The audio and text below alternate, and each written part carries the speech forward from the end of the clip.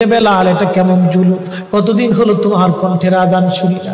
বেলাল রে তোর কি মন চায় না আমি নবীর জিয়ারতে আসতে? বেলাল আয়, আমি নবীর জিয়ারতে আয় রে বেলাল আয়, কতদিন হলো তোমার কণ্ঠের আজান শুনি না। স্বপ্ন যখন নবীজি দেখাইছে, এ মুসলমান, হযরত বেলাল সুদূর সিরিয়ার দামেস্ক থেকে পাগলের মতো দৌড়াইলেন, পাগলের মতো ছুটে আসলেন। যখন মদিনাতে আসলেন তখন তাহাজ্জুদের সময় চলতেছিল। তাহাজ্জুদের সময় চলার সময় হযরত বেলাল রাদিয়াল্লাহু আনহু কাঠের জালি দিয়ে তখন রওজা শরীফ ঘিরে রাখা ছিল।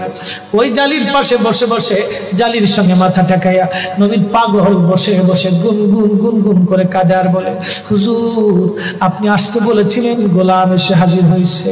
নবী গো আজান দিতে বলেছেন, আমি আজান দিলে আপনি আগে নামাজে আসতেন, এখন আজান দিলে কি নবী আপনি নামাজে আসবেন? হুজুর এখন আজান দিলে কি আপনি নবী নামাজে আসবেন? নতুন মুয়াজ্জিন আসছে আজান দেওয়ার জন্য, এসে দেখে নবীর মুয়াজ্জিন বেলাল কাঁদে। ডাক দেখে মদিনাবাসী শুনছো, নবীর মুয়াজ্জিন ফিরে এসেছে, বেলাল আসছে, বেলাল ফিরে আসছে। এই কথা শোনার পরে সব সাহাবী ঘর থেকে বের হয়ে দৌড়ায় এসে দেখে বেলাল কাঁদে। সাহাবীরা বলে, বেলাল আজান দাও, কতদিন হলো তোমার কণ্ঠের আজান শুনি না। বেলাল আজান দাও, কতদিন হলো আজান শুনি না রে বেলাল। বেলাল বলে, সাহাবীরা রে আমি আজান দিলে কি নবী নামাজ আসবে বলো? সালমান ফারসি রাদিয়াল্লাহু আনহু ডাক দেখে, সাহাবীরা আমাদের কথায় বেলাল আজান দিবে না, তোমরা যাও দেখো হাসান আর হুসাইন দুইজন ঘরের মধ্যে আছেন। ইমাম হাসান হুসাইন রাদিয়াল্লাহু আনহুমা যদি বলে তাহলে বেলাল অবশ্যই আজান দিবে। সালমান ফারসির পরামর্শে সাহাবীরা দৌড়ায় গেলেন। বর্তমান 7 নম্বর গেট বাবুস সালাম বরাবর একটা মসজিদ আছে, মসজিদে আলী। এটাই ছিল হযরত ফাতেমা রাদিয়াল্লাহু আনহার বাড়ি। এই বাড়িতে দৌড়াই যাওয়ার পরে ইমাম হাসান হুসাইন রাদিয়াল্লাহু আনহুমা দুইজনকে নিয়ে আসা হলো। দুইজনকে নিয়ে আসার পরে হযরত ইমাম হাসানকে দেখতে আমার নবীর মতো দেখা যাইতো, চেহারাটা রাসূল করিমের চেহারার মতো ছিল।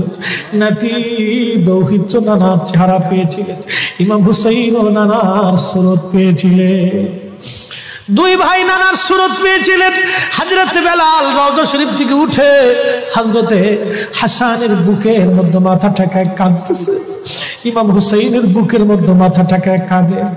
হযরত ইমাম হাসান ডাক দেখে, নানার মুয়াজ্জিন কতদিন হলো তোমার কণ্ঠে আজান শুনি না, যেই কণ্ঠ দিয়ে নানার আজান শুনাইতা, যাও গো ওই কণ্ঠ দিয়ে আমাদেরকেও আজান শোনাইয়া যাও। যখন হযরত বেলাল ইমাম হাসান এই কথা বললেন, হযরত বেলাল দৌড়ায় গেলেন। যেই বনু নাজ্জার গোত্রের মহিলা সাহাবীর ছাদের উপরে দাঁড়ায় বেলাল আজান দিত। আবু দাউদের 519 নম্বর হাদিসের মধ্যে আসছে, প্রত্যেক ফজরের নামাজের সুবহ সাদিকের আগে বেলাল দাঁড়াইতেন। দাঁড়ায় আজানের আগে বলতেন, আল্লাহুম্মা ইন্নী আহমাদুকা ওয়া নাস্তাঈনুকা আলা কুরাইশিন ইউকিমুদ্দীনাক। প্রত্যেক ফজরের আজানের আগে এই দোয়াটা পড়ে বেলাল আজান শুরু করতেন। হযরত বেলাল রাদিয়াল্লাহু আনহু আজকে তাহাজ্জুদের আজান দিতে গেছে। আজান দিতে যাওয়ার পরে হযরত বেলাল যখন আজান দিলেন, আল্লাহু আকবার, আল্লাহু আকবার, আজানের